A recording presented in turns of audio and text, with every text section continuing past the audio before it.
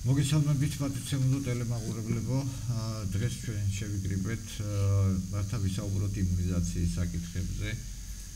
მოგესალმებათ ევროპის რეგიონში, ჯანმრთელობის მსოფლიო ორგანიზაციის ევროპის რეგიონში ეს მთელი კვირა იყო, ასე ვთქვათ, იმუნიზაციის კვირა და ყველა ქვეყანაში 53-ვე წევრ ქვეყანაში ტარდება ღონისძიებები, რათა ჩვენი კიდევ ერთხელ შევახსენოთ იმუნიზაციის მნიშვნელობა. პირველი სიტყვა მინდა გადავცე ჯანმრთელობის მსოფლიო ორგანიზაციის ევროპული ბიუროს წარმომადგენლობის თანამშრომელ საქართველოში, ბატონ გიორგი კურციკაშვილს. დიდი მადლობა. როგორც მოგეხსენებათ, ამ წლის 22-28 აპრილი ჯანმრთელობის მსოფლიო ორგანიზაციის ევროპის რეგიონულმა ბიურომ გამოაცხადა ევროპის იმუნიზაციის კვირეულად. ეს არის ძალზე მნიშვნელოვანი ღონისძიება, რათა მშობლებს, სამედიცინო პერსონალს, მოსახლეობას და ევროპის რეგიონის წევრ ქვეყნებს ყურადღება დაეთმოთ და გაამახვილონ, რათა ბავშვების დაცვა მოხდეს ისეთი დაავადებებისგან, რომელთა თავიდან აცილება შესაძლებელია ვაქცინაციის გზით. ეს ევროპის რეგიონში იმუნიზაციის ევროპის კვირეული ტარდება ყოველწლიურად უკვე 2007 წლიდან და ძალიან სასიხარულოა, რომ საქართველოს ყოველწლიურად იღებს მონაწილეობას ამ კვირეულში შესაბამისი გზავნილებით, რაც აქტუალურია ქვეყნისთვის მოცემული პერიოდის განმავლობაში. ძალიან მნიშვნელოვანია და ჯანმრთელობის მსოფლიო ორგანიზაცია ასევე ხაზს უსვამს იმას, რომ იმუნიზაცია იყოს მაქსიმალურად ხელმისაწვდომი ყველასთვის, მოსახლეობის ყველა ჯგუფისთვის და მაქსიმალურად უზრუნველყოფა მოხდეს ხარისხიანი და ეფექტური ვაქცინებით ყველა მოსახლეობის, განსაკუთრებით ბავშვებისა. რადგან მათ არავითარ შემთხვევაში არ უნდა წავართათ ჩვენ უფლება, რომ იყვნენ დაცული ეგრეთ წოდებული ვაქცინაციით მართვადი დაავადებებისგან, ანუ იმ დაავადებებისგან, რომელთა თავიდან აცილება შესაძლებელია იმუნიზაციის გზით. მადლობა გიორგი, ქალბატონი თაგო, რომელიც წარმოადგენს გაეროს ბავშვთა ფონდს საქართველოში და მოგესალმება წლების განმავლობაში საქართველოს ძალიან დიდ დახმარებას იღებდა გაეროს ბავშვთა ფონდისაგან სხვადასხვა მიმართულებით და მათ შორის ეს იყო პირველი ორგანიზაცია, როდესაც ქვეყანას ძალიან უჭირდა 90-იანების დასაწყისში და თქვათ პირველმა გამოუწოდა ქვეყანას სწორედ დახმარების ხელი იმაში, რომ ქვეყანაში აღდგენილიყო იმუნიზაციის პროცესი და მე მინდა გთხოვოთ ილაპარაკოთ თქვენი იმუნიზაციის შესახებ და თქვენი ფონდის როლზე ამჟამად იმუნიზაციაში. დიდი მადლობა მოწვევისათვის. UNICEF-ი ტრადიციულად ყველა ქვეყანაში თამაშობს იმუნიზაციაში ძალიან დიდ როლს, გამომდინარე იქიდან, რომ გაეროს ბავშვთა ფონდის მანდატი საერთოდ არის დედათა და ბავშვთა ჯანმრთელობა და დედათა და ბავშვთა ჯანმრთელობაში კი სწორედ იმუნიზაცია ძალიან მნიშვნელოვანი და წამყვანი ადგილი უკავია. დღემდე ესია საქართველოში, როგორც კი ახსენებ, გაეროს ბავშვთა ფონდს პირველი რეაქცია არის იმუნიზაცია. ანუ ნამდვილად ფონდის ესეთი, როგორ ვთქვათ, წამყვანი სახელი, რითაც მოსახლეობა ფონდს იცნობს, ეს არის იმუნიზაცია, მიუხედავად იმისა, რომ ძალიან ბევრი სხვა მეტად საჭირო საქმიანობები ხორციელდება გაეროს ბავშვთა ფონდის მიერ. რაც შეეხება იმუნიზაციას, შემოქმნდა აქტიურად დონორები სხვადასხვა ამათ ჩართული იყო ამერიკის საერთაშორისო განვითარების სააგენტოს, მათი დახმარებაც იყო ერთიანად, რაც ხდებოდა ქვეყანაში ვაქცინების შესყიდვა და შემოქმნდა ეს ვაქცინები. 2004 წლიდან ნელ-ნელა დაიწყო ასეთი ნაწილ-ნაწილ გასვლა გაეროს ბავშვთა ფონდმა თავისი ფინანსური შესყიდვის ფინანსური ვალდებულებიდან და უკვე დაიწყო სახელმწიფო ჩანაცვლება. დღევანდელ დღეს შეგვიძლია ვთქვათ, რომ ეროვნული კალენდრის მიხედვით გათვალისწინებული ვაქცინები მთლიანად ფინანსდება სახელმწიფოს მიერ. აქ არის მარტო გამონაკლის წარმოადგენს ახალი ვაქცინები, რომელიც ამ შემთხვევაში ეს არის კონკრეტული ორი ვაქცინა, რომელიც დღეს ქვეყანაშია, ეს არის პენტავალენტური ვაქცინა და მეორე ეს არის როტავირუსის საწინააღმდეგო ვაქცინა, რომელიც დახმარებას კვლავ იღებს საერთაშორისო დახმარებას ქვეყანა, თუმცა ამავე ვაქცინების შესყიდვაში წილი არის ასევე სახელმწიფოსი. ესე იგი ფინანსური ვალდებულებიდან გავედით, მაგრამ გაეროს ბავშვთა ფონდი გვარჩება აქტიურად თანამშრომლობს სახელმწიფოსთან ვაქცინების ლოჯისტიკის, ანუ შესყიდვის კუთხით. ამ შემთხვევაში სახელმწიფომ ჩათვალა, რომ გაეროს ბავშვთა ფონდი არის ორგანიზაცია, რომელიც მაქსიმალურად უზრუნველყოფდა შემოტანილი ვაქცინის ხარისხს, დაცული იქნებოდა ყველანაირი პროცედურა ვაქცინების მოწოდების და ამიტომ ქვეყანასა და გაეროს ბავშვთა ფონდს შორის არსებობს ურთიერთშეთანხმების მემორანდუმი. ამ მემორანდუმი განსაზღვრავს სწორედ გაეროს ბავშვთა ფონდის ვალდებულებებს და მოვალეობებს ამ ვაქცინების შესყიდვის პროცესში. თავისთავად გაეროს ბავშვთა ფონდს გლობალურად გააჩნია რაღაც გარკვეული კრიტერიუმები და სწორედ ეს კრიტერიუმებია ის მნიშვნელოვანი მომენტი, რომელიც ნამდვილად ესე იგი გაეროს ბავშვთა ფონდს ვაქცინების ხარისხის გარანტად აქცევს და ერთ-ერთი ასეთი მნიშვნელოვანი მოთხოვნა ეს არის, რომ ყველა მწარმოებელს, რომლისგანაც გაერო ეს ბავშვთა ფონდი ყიდულობს ვაქცინას სახელმწიფოს თანხით, უნდა გქონდეს მსოფლიო ჯანდაცვის ორგანიზაციის პრეკვალიფიკაცია, ასე უწოდებთ ჩვენ, რაც ნიშნავს ხარისხის წინასწარ ხარისხის შეფასებას. ანუ ყველა მწარმოებელი, რომელსაც სურს, რომ ვაქცინა გაეროს ბავშვთა ფონდის საშუალებით გაიყიდოს, ისინი ითხოვენ მსოფლიო ჯანდაცვის ორგანიზაციისგან წინასწარ ხარისხის შეფასებას, მას მერე რაც მიენიჭებათ მათ ეს გარკვეული ხარისხის სერტიფიკატი, უკვე ეს ვაქცინები შეიძლება შესყიდული იყოს გაეროს ბავშვთა ფონდის მიერ. და აქ საერთოდ კითხვის ნიშანიც არის, ეს არის ისეთი აუცილებელი კრიტერიუმი, რომ თუ ეს არ არის, შესყიდვა არ ხდება. ამიტომ მგონია, რომ ეს კარგად უნდა სურვილი მაქვს ყოველ შემთხვევაში, რომ მივიდეს მოსახლეობის ყურამდე, იმიტომ რომ ბევრია საუბარი ხარისხის ვაქცინების ხარისხთან დაკავშირებით და ნამდვილად ეს არის ძირითადი ამოსავალი წერტილი, საიდანაც საერთოდ საუბარს ვიწყებთ ხოლმე ვაქცინაზე. იმისთვის, რომ ხარისხი დაცული იყოს, ერთი ეს არის წარმოებელი და მეორე აუცილებელი კომპონენტი არის თვითონ მისი მოწოდების და შენახვის პირობები, რომელსაც ესეთი ტექნიკურ ენაზე ჩვენ ამას ცივ ჯაჭვს უწოდებთ.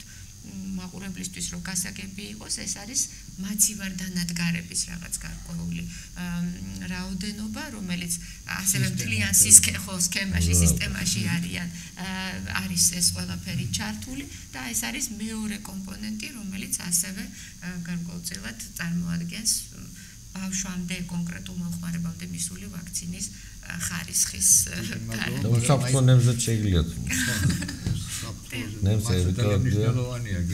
ეს დიდი დანერგვაა. ეს კი ფაქტობრივად ორგანიზაციაში გამოიყენება ავტოდესტრუქციულია, ანუ მისი გამოყენება, ასე ვთქვათ, მეორეჯერ შეუძლებელია.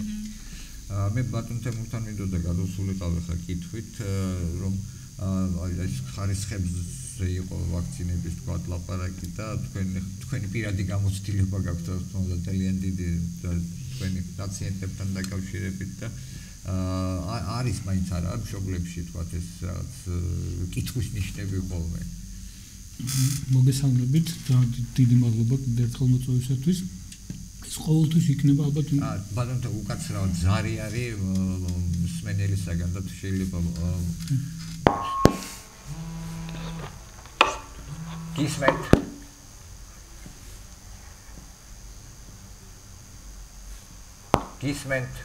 ალო დიახ გისმენთ მოგესალმებით უკაცრავად კითხვა მაქვს ასეთი მე ვარ 79 წლის ბავშვობაში ახლა მოხდილი მაქვს წითელა აცრა ჩატარებული მაქვს თუ არა არ ვიცი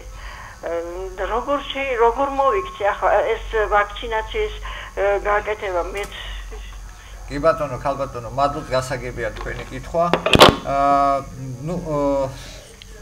თქვენ ალბათ აცრა არ გექნებათ ჩატარებული იმიტომ რომ საქართველოში აცრები წითელა საწინააღმდეგო დაიწყო 65 წლიდან 68 წლიდან ასე ვთქვათ უფრო ესეთი რეგულარული და მოცვა უკვე ძალიან მაღალი იყო აქედან გამომდინარე თქვენ თაობას ჩემ თაობას ეს ვაქცინა გაკეთებული არ აქვს მაგრამ თუ თქვენ გადატანილი გაქვთ წითელა შეგიძლიათ შვიდად ბრძანდებოდეთ წითელა მეორეჯერ ადამიანს ჩვეულებრივ არ ემართება ანუ ეს ახლა უკიდურესად რაღაც იშვიათად შეიძლება რაღაცა მოხდეს მაგრამ ჩვეულებრივად წითელა ადამიანს მეორეჯერ არ ემართება არ ემართება იმიტომ რომ არის მხოლოდ ერთი სეროტიპი ვირუსის და მისი დამარცხება უფრო მარტივია დროული, სწორი და გეგმიური ვაქცინაცია. კიდევ ერთი ზარი არის მსვენელებისგან. გისმენთ? ლიმფგანადი ადამიანო გამორთე. გისმენთ? სულ გამოგლეჯა ახლა ამშნო. გისმენთ ხალბატონო? დასვით კითხვა.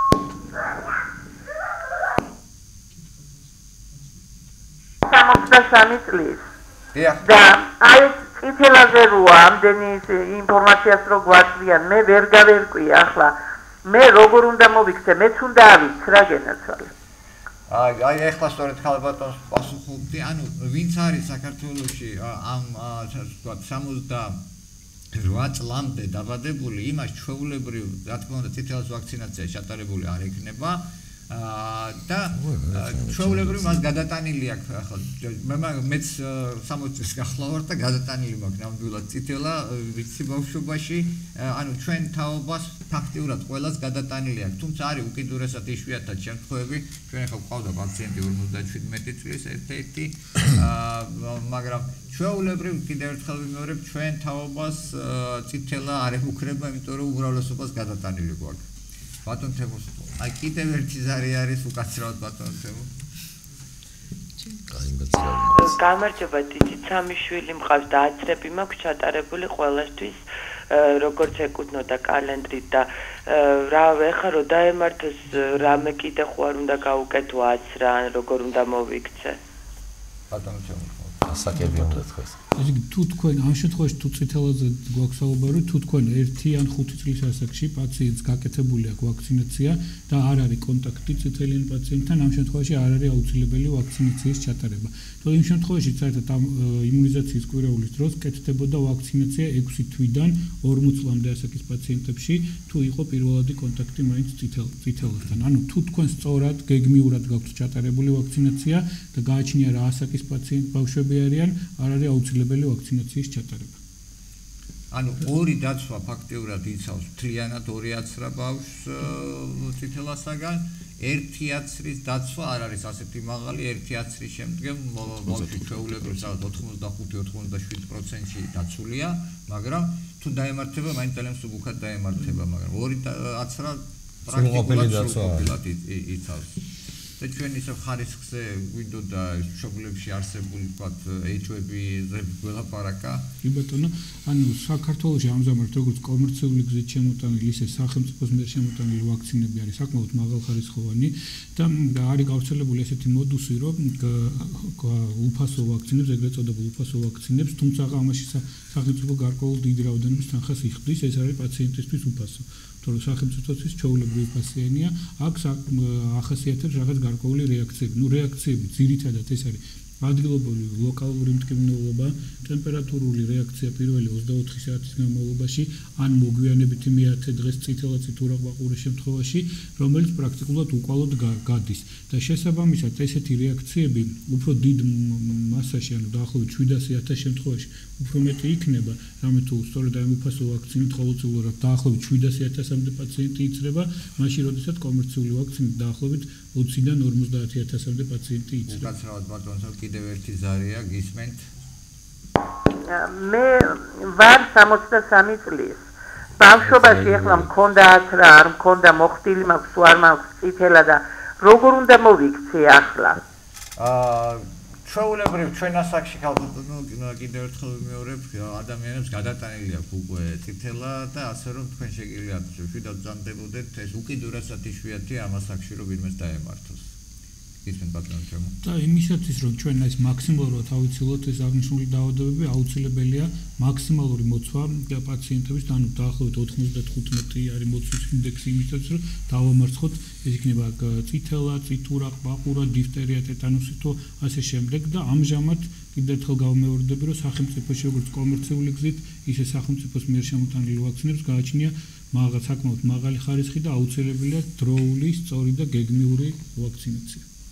მადლობთ და იცით ხანდახან ისეთი შტაბეშტილება რჩება სწორედ რომ აი რაც უფრო წარმატებულია იმუნიზაცია, ვაქცინაცია, მით უფრო ასე ვთქვათ, თავისი წარმატების მსხვერპლი ხდება ხოლმე, იმიტომ რომ იმუნიზაციის გზით დაავადებები აღმოიფხვრება, აღარ არის თქვათ ეს დაავადებები, ამიტომ მოსახლეობას უჩნდება რომ რატო უნდა ავიცრავ თქვათ, იმიტომ რომ თუ აღარ არის ეს დაავადება და ბატონო ირაგი შეიძლება არა, იმიტომ არ არის რომ იცრებიან, ეგ ცალსახა პასუხია ამაზე და მინდა გითხრათ არის ამის უკვე პრეცედენტები, იგივე თუ დავიწყებთ პოლიომიელიტი, პრაქტიკულად საქართველოში ის აღმოფრილია და ის საშიშროება, რომელიც მოსახლეობაში იყო, ისაც კადრები აქვს ნანახი, არის ესეთი ჩანაწერები 30-იანი, 50-იანი წლების, რომ პოლიომიელიტით ავადმყოფები როგორ იტანჯებიან ამ დაავადებისაგან და გარდა ამისა ისიც რომ ძალიან ბევრი, აი ჩემი თაობის თქვათ ადამიანებს უნახიათ ქუჩაში მოსიარული ადამიანები, რომელსაც ფეხი დაწვრილებული აქვს ამ კოჭლებზე, ეს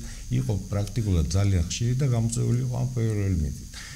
საბედნიეროდ საქართველოში 92 წელს იყო ბოლოს შემთხვევა, ასე ვთქვათ, ენდემიური ვირუსით გამოწვეული და 2001 წლის ბოლოს იყო შემოტანილი შემთხვევა და ამის შემდეგ პოლიომიელიტის შემთხვევა საქართველოში არ ყოფილა, ეს სწორედ აი ამ იმუნიზაციის ასე ვთქვათ დამსახურება გახლავთ, მაგრამ აი როგორც ბატონმა ბრძანა, ეს სწორედ უნდა გაძლიერდეს იმისთვის, რომ ერადიკაცია კი მოხდა ასე ვთქვათ პოლიომიელიტის ვირუსისა, მაგრამ ჩვენ სამეზობლო ქვეყნებში, აზიის ქვეყნებში არის ამის საშიშროება, ენდემიური არის შემთხვევები და აქედან გამომდინარე ის მოცვა, რაც სხვა ვაქცინაციას ეხება 95%-იანი ნამდვილად დაიცავს პრაქტიკულად ყველა ბავშვს. აუცილებლობის მაგალითია თუ ავიღებთ წითელა.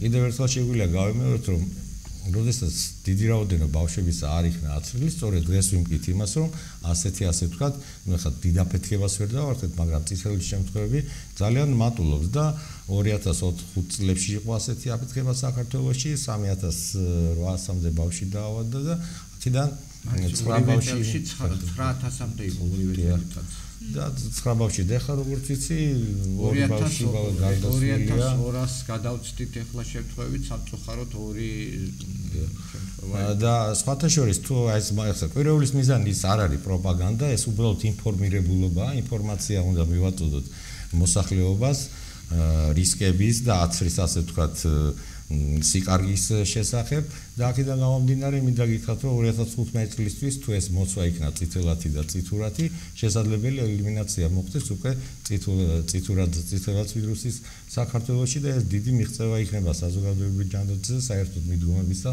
რაც არის იმუნიზაციაში. ნუ პრინციპში ახლა კიდევ საშიშროება აქვს მოსახლეობას და მინდა გითხრათ 200 წელზე მეტი არიან თუ შეიძლება და უასუხოთ ჯერ მსმენელს მაყურებელს გისმენთ გამარჯობათ, მოგესალმებით ყველას. ერთი შეკითხვა მაქვს პირადად ბატონ პაატასთან. მე წავიკითხე კომენტარებში, აცხადებს ბატონი პაატა, რომ არანაირი პრობლემა არ შეგექნება თათრასთან დაკავშირებით, მაგრამ მე პატარა ბავშვი მყავს სკოლაშიც მუშაობ და როდესაც მივედი ამის გასაკეთებლად, იქ შემექნა პრობლემები და ამისთან დაკავშირებით რა უნდა ვქნა, როგორ უნდა მოვიქცე? რა პრობლემები უკაცრავად? პრობლემები ის იყო, რომ რაღაცა დამატებითი მომთხოვეს იქ დაზღვევა იქის და ეს ყველაფერი საჭიროა. რამხელა ბავშვი? ბავშვი არის 6 წლის. 4 წლის? არა, 6 წლის. 6 წლის. ბავშვი თუ არის 6 წლის, ის იქნება დაზღვეული რომელიმე სადაზღვევო კომპანიის მიერ და უბრალოდ მაგ შეიძლება მოხდეს ესეთი გაუგებრობა, რომ თუ ბავშვი არ მიიყვანეთ იმ სადაზღვევო თქვათ კომპანიის პროვაიდერ კლინიკაში, იმათ ვაქცინა კი ექნებათ, მაგრამ იქ შეიძლება მომსახურეობის, ანუ ბავშვს მომსახურეობა უფასოდ ეკუთვნის მის სადაც არის დაზღვეული, მოგეხსენებათ, რომ შარშან სექტემბრიდან დააზღვიეს ყველა ბავშვი 6 წლამდე ასაკი. არა, მაგრამ ჩემი ბავშვი მოხდა 1 თვის განმავლობაში იყო დაზღვეული. 5 წლის იყო და 6 წლის რო გახდა მოეხსნა მე ის დაზღვევა. საყოველთაო შემოვიდა. ეხლა რაც არის იმის ფარგლებში. აი ეგ სამწუხაროდ ეგრე მე ხანდახან იმიტომ რომ ეხლა ანუ 6 წლის არის ხომ ის? გახდა 6 წლის. არა, მაშინ უკვე ის გადასულია, ასე ვთქვათ. გადასულია ახალ დასადაზღვევო იმაში. რა თქმა უნდა, პოლიკლინიკაში, რომელშიც ის დადგება აღრიცხვაზე, იქ ეკუთვნის ეს უფასოდ. ანუ მე ჩემს პოლიკლინიკაში უნდა მივიდე და გაიცრება. ეხლა უკვე თუ ბავშვი აღარ იმ დაზღვევიდან თუ გამოვიდა, ეხლა ის უკვე ჩაჯდა იმ ასაკობრივ ჯგუფში, რომელსაც საყოველთაო ეკუთვნის, გიბანდო, აი ხალბატონი ჩაკო დაამატებს. აი ახალი პროგრამის, ახალი სახელმწიფო პროგრამის ფარგლებში ყველა პირველადი ჯანდაცვის ორგანიზაციებს ჰქონდათ ესეთი დავალება მიცემული, რომ ისინი თავიანთ სამოქმედო იმას არეალს განსაზღვრავდნენ და ალბათ თქვენს დაგიკავშირდებოდნენ ტელეფონით, გეტყოდნენ რომ მოაკითხეთ თქვენ პოლიკლინიკას და გეტყოდნენ, სურვილია თქვენ არჩევანზეა სად, მაგრამ სადღაც თქვენ უნდა დაფიქსირებულიყავით და ანუ ეხლა მე რომ მივიდე ჩემს პოლიკლინიკაში არანაირი პრობლემა არ შეგექნებათ. უკეთოდ ჯერ უნდა დაფიქსირდეს და მე რომ უნდა მივიდეს ალბათ, იმიტომ რომ შეიძლება სხვა პოლიკლინიკაში იყოს დაფიქსირებული, ეს უნდა აი ეს დაფიქსირების მომენტი გაარკვიეთ, ანუ სადმე უნდა იყოთ თქვენ დაფიქსირებული. რომელს მიებმება, ხო, ანუ მუდმივად მე უკვე ბავშვი იქნება იმ პრინციპში არც ეს არის პრობლემა, თუ პირველი ჯანდაცვის გააფრთხილებენ ერთი აცრა რა, ეხა ამისთანა ბავშვები ბევრი არ იქნებიან და პრინციპში ამის მოგვარება შეიძლება რო არ იწვალონ. აჰა. შეიძლება ძველი პროგრამიდან ახალზე გადასვლის იმაში ასაკისულობა თუ კიდევ რაიმე პრობლემა შეგექმნებათ, ჯანდაცვის სამინისტროში არის ასეთი მედიაციის სამსახური. აჰა. რომელიც სწორედ მოწოდებულია უშუალოდ აი ესეთი პრობლემის გადასაჭერად, როდესაც ადამიანს ექმნება პრობლემები თქვა ან სადაზღვევოსთან ან პროგრამასთან მიმართებაში. და მიმართავ მედიაციის სამსახურს. მედიაციის სამსახურს. ამ შემთხვევაში. კარგი, თუ ღმერთს მადლობა ნახვამდის. ბატონ პატა შეიძლება დავამატებ ბატონ ირაკლის ნათქვამს და იგივე აი თქვენს რომ დაუშვათ ის რომ აცრები როდესაც დაავადება უკვე აღმოფხრილია აცრების მიმართ ყურადღება დუნდება პირიქით ალბათ ჩვენ მოსახლეობას უნდა უთხრათ რომ მაშინ შეიძლება მშვიდად იყვნენ როდესაც აცრილები არიან ბავშვები ან როდესაც მაქსიმალური მოცვა ამის მაგალითი იგივე პოლიომიელიძე ჩვენ გვაქვს 2010 წელს მივიღეთ საკმაოდ დიდი ეპიდაფეთქება მსოფლიოში ეს არის ტაჯიკეთში მოხდა და ეს აზიის ქვეყანაში 400-ზე მეტი შემთხვევა პოლიომიელიტი უნდა ყურადღება და ინდოეთიდან შევიდა პოლიომიელიტი 700-მდე შემთხვევა იყო როგორც მე მახსოვს 500-მდე დიახ და იქ და სამწუხაროდ 50-ზე მეტი ადამიანი დაიღუპა კიდევაც ამ პოლიომიელიტის აფეთქებით. კიდე ძალიან მასშტაბური ღონისძიებების განხორციელება გახდა უკვე არა მარტო ამ ქვეყანაში, არამედ მეზობელ ქვეყნებში, ანუ ფინანსურ ძალიან დიდ დანახარჯებთანაც არის დაკავშირებული გარდაჯანმრთელობა. 3 მილიონი ადამიანი აი მაცრების არასშეცვლილების გამო სოფლიოში ყოველწლიურად იღუპება. ეხლა ეს რომელიც შეიძლებოდა რომ არ დაღუპულიყო და მინდა გითხრათ რომ საქართველოში ამ ხრივ კარგი მუშაობა ეხლა მე მახსოვს 20 წელიწადში როცა დაიწყო ეს ყველაფერი წინააღმდეგ ჩვენები ძალიან დიდი რომ იყო პედიატრებმა მოსახლეობამ ეს ყველაფერი ყურად იღეს მაგრამ ეს ანტივაქცინური ისინი მაინც ხდება ხოლმე ყველა ქვეყანაში ეს ევროპაშიც არის ეგ დაკავშირებული რაღაც ფინანსურებთან კვლევებთან და ზოგიერთი აი ჩერვონსკაია თუ რაგვარი იყო გალინა ეს და ეს უფრო მოქმედებს მე მგონი აღარ არის უკვე ცოცხალი.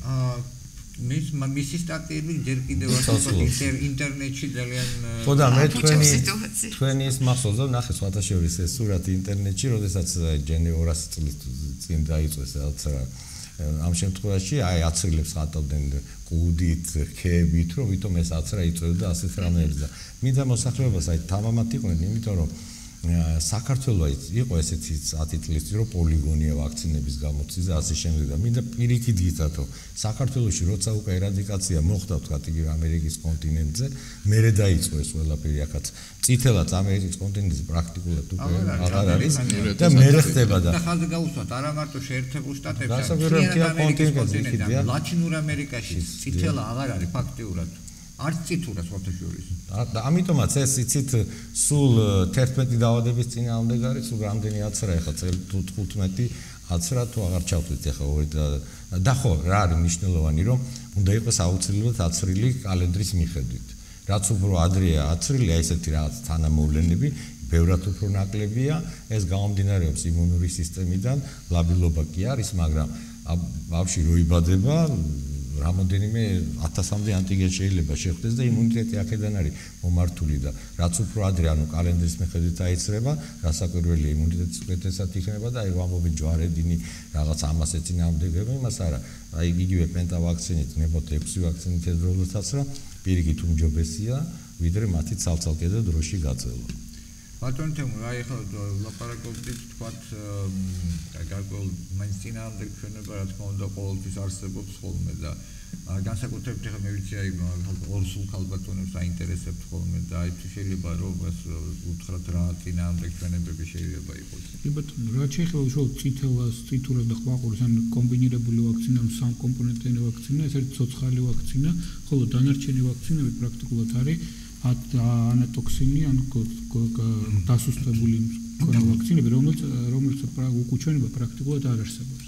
რაც შეეხება წითელას ვაქცინას, ანუ ცოცხალი ატენურებული ვაქცინას, აქ ესე იგი არ კეთდება ძირითადად ორსულებში 6-მდე ასაკის ბავშვებში, რამეთო თვლიან, რომ 6-მდე ასაკის ბავშვებს აქვს თანდაყოლილი იმუნიტეტი, მაგრამ თუმცა მე მქონდა პაციენტის შემთხვევა დაახლოებით 2 დღის წინ 4 თვის ასაკში დადასტურებული წითელის. დედას არ ჰქონდა გადატანილი ამ შემთხვევაში. ჩვენი უბედურება ეს არის ამ შემთხვევაში, რომ ბავშვებს ემართებათ მაშინ, როცა ჩვეულებრივ არ უნდა დაემართოთ, იმიტომ რომ დედა არც აცრილი იყო და არც გადატანილი არ შემთხვევა ამ შემთხვევაში. შემდეგ უკუჩვენება ეს არის ძირითადად იმუნოსუპრესულ თერაპიაზე, ქიმიოთერაპიაზე მყოფი პაციენტები, სხვადასხვა ნევროლოგიური და ძირითადად ნევროლოგიური დაავადებებით, ეს არის მენინგოენცეფალიტი ან ენცეფალიტი, დანარჩენი უკუჩვენება, ან და აგრეთვე იმუნოდეფიციტის შეძენილი ან თანდაყოლილი იმუნოდეფიციტის მქონე პაციენტები და კიდევ ერთხელ გავმეორდები, რამოდენიმე გადაცემაში ვთქვით, რომ თუ ჩვენ მასიურად მოვიცავთ მოსახლეობას, ანუ 95%-იან მოცვას მივიღებთ, აი სწორედ ამ პაციენტებსაც დავიცავთ იმ წითელას. ანუ აი ეს არის ძალიან მნიშვნელოვანი, ეს სოლიდარობის ის არის, ანუ ჩვენ თუ არა მარტო ამით ჩვენ თავს ვიცავთ, როდესაც პესერად ავწრით იმას, ვისთვისაც შეიძლება, არამედ აი იმათ სიცოცხლესაც ვიცავთ, ვისთვისაც მართლა რაღაც მიზეზების გამო და ასეთი ადამიანები ძალიან ცოტაა.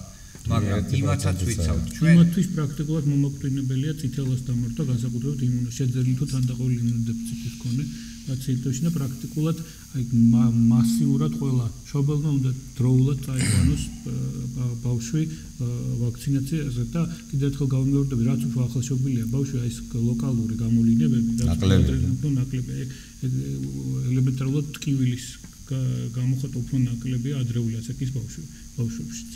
და აუცილებელია სწორი და დროული და ერთი აბატონ თემურ უნდა ვთქვათ, რომ აი შემთხვევით რო აიწება, ვთქვათ ორსული ქალი არის სხვათა შორის ამის და აქედან გამომდინარე იქნება პრობლემები არ არის აბორტის ჩვენება არ არის. ხო, ეს არ არის აბორტის ჩვენება, იმიტომ რომ თუ არ ვწდები 400 არა, ჩვენ წინააღმდეგ ჩვენებად თქვით. ეს წინა არ შეიძლება, ორსული ქალის აცრა ცოცხალი ვაქცინებით ამას ხაზი გაუსვათ ალბათ, რომ სხვა ვაქცინებით შესაძლებელია, რა თქმა უნდა.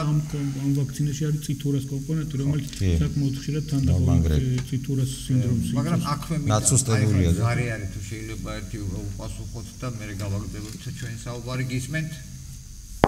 ალო? დიახ, გისმენთ. ბატონო პატა. დიახ. უპირველეს ყოვლისა, ნამდვილად მეტად მნიშვნელოვანია, რომ ტარდება ქვეყანაში იმუნიზაციის კვირეული. მაქვს ორი შეკითხვა. პირველი, გადაიარა თუ არა აი წითელას გავრცელების პიკმა